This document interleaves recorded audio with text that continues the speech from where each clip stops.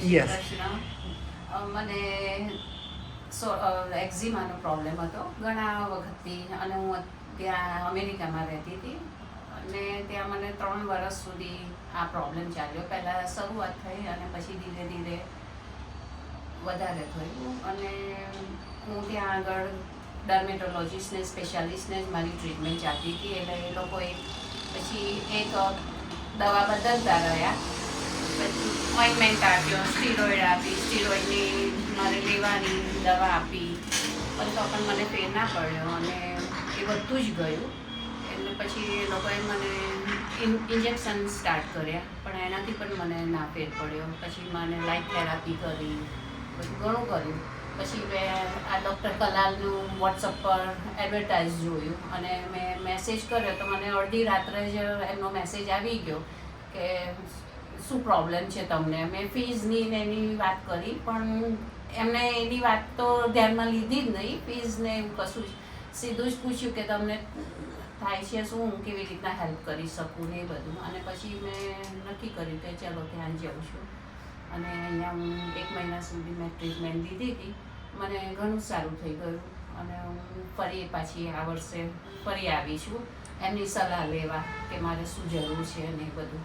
અને હું ખરેખર જે ડિપ્રેશનમાંથી પસાર થઈ એ મને ટોટલી બધું સારું થઈ ગયું, અને હું દિલથી એમનો ખૂબ આભાર માનું છું. જય શ્રી કૃષ્ણ. યસ. અને કેટલા ટકા સારું થઈ ગયું, અને આખા બોડીમાં કઈ રીતનું હતું એ ખાસ એક તો? મને તો પહેલાં સહેજ જ લાગ્યું. હા, આઈ થિંક મને બહુ યાદ નથી હવે.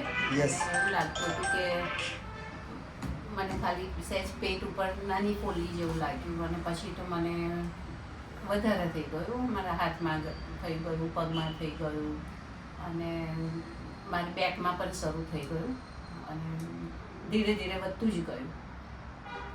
અને એઝ નાઉ આન્સર અત્યારે ટોટલ કેટલા પર્સન્ટેજ? ટોટલી તો મને 100% હું કહું ને કે 100 નહીં, પણ 120% કહું તો પણ ચાલે.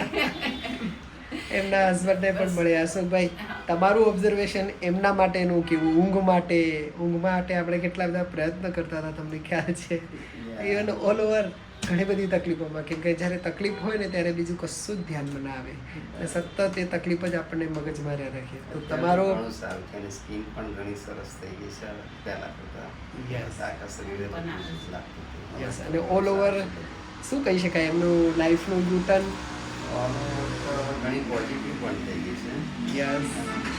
કારણ કે પહેલાં હું નથી આવતી એટલે બહુ ચિંતામાં રહેતી હતી કે મારું શું થશે એમ. પણ હવે લાઈફ બધી રીતે સરસ લાગે છે. મારી નેગેટિવિટી બહુ જ હતી, હવે મારું ટોટલી પોઝિટિવ થઈ ગયું છે થિંકિંગ બધું. એટલે એવું અને કંઈ- એટલું નહીં કે આ દવા અને એવી રીતના નહીં, અહીંયા ટોટલી મને સરસ રહેવાનું પણ સરસ મળ્યું. બેડરૂમ, એટેચ બાથરૂમ, પાણીનું અને ડાયટનું, ખાવાનું પણ મને સરસ અહીંયા. ઇવન મારા હસબન્ડને પણ અહીંયા એમને ખાવાનું ને બધું આપ્યું 3 ટાઈમ ને બધું. એટલે કે ઘર જેવું ફીલ કર્યું મારે. એટલે મને એવું લાગ્યું ને કે હું કે અહીંયા દવાખાનામાં આવી છું કેવું. મને એવું લાગ્યું કે હું ભાઈને ત્યાં જ આવી હોય ને એવું લાગે મને. ગ્રેટ. અને આ બધામાં તમારો રોલ પણ એટલો જ ઇમ્પોર્ટન્ટ કે તમે જે કહ્યું એ નાની નાની વસ્તુ ફોલો કરી, ડેડિકેટેડલી ફોલો કરી. કેમ કે એમાં શું, માણસ ખાડામાં હોય તમે હાથ લાંબો કરી કે ભાઈ ચાલો કૂદકો મારીને ઉપર આવો, કૂદકો જાતે મારવો પડે.